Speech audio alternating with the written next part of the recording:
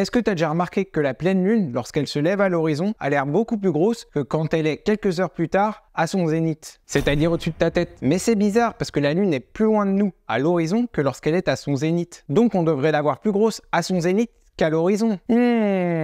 Pas besoin d'appeler Newton, Einstein ou Jimmy Neutron à la rescousse. Euclide va suffire pour résoudre ce mystère. D'abord, on va s'assurer que la Lune est bien plus loin de nous lorsqu'elle est à l'horizon que lorsqu'elle est à son zénith. On note O le centre de la Terre, soit petit r le rayon de la Terre. On note P la personne qui regarde la Lune. Grand R est la distance entre le centre de la Terre et la Lune à son zénith. Et finalement, D est la distance entre la personne et la Lune qui se lève à l'horizon. Le premier truc qu'on voit, c'est que on a OP plus PQ qui est strictement plus grand que OQ. Ça, c'est parce que la somme des longueurs de deux côtés dans un triangle est plus grande que celle du troisième côté. C'est ce qu'on appelle l'inégalité triangulaire. Dans un triangle ABC, on a toujours AB qui est plus petit ou égal à AC plus CB. Autrement dit, pour aller de A à B, c'est plus court de suivre la droite AB que de suivre la droite AC jusqu'à C, puis la droite CB. D'ailleurs, le cas d'égalité dans l'inégalité triangulaire apparaît seulement si le triangle est plat. Donc, dans notre cas, ça sera une égalité stricte. Donc, on voit que OP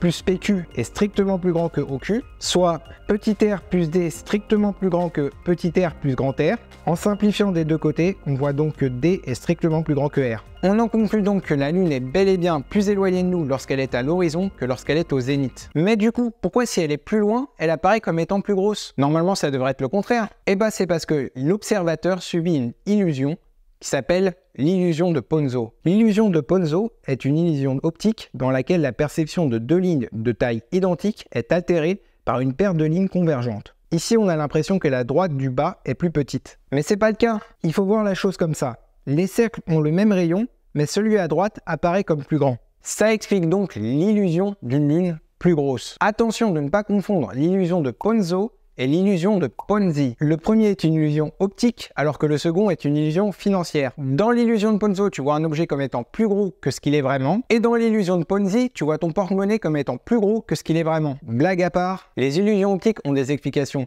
psychologiques et pas mathématiques. Mais elles apparaissent, elles surgissent à cause de configurations géométriques. La morale est qu'il faut éviter de tirer des conclusions hâtives à partir d'une figure géométrique qui peut être trompeuse. Au passage, je te présente deux autres illusions optiques que j'aime beaucoup. L'illusion de Müller-Lyer. Ici, les lignes horizontales ont la même longueur, mais les flèches aux extrémités guident le regard vers l'intérieur ou l'extérieur et créent l'illusion qu'une des lignes est plus grande que l'autre. Et il y a aussi l'illusion de Zollner. Ici, les lignes diagonales sont parallèles, mais les hachures alternatives horizontales et verticales donne l'impression que les diagonales convergent.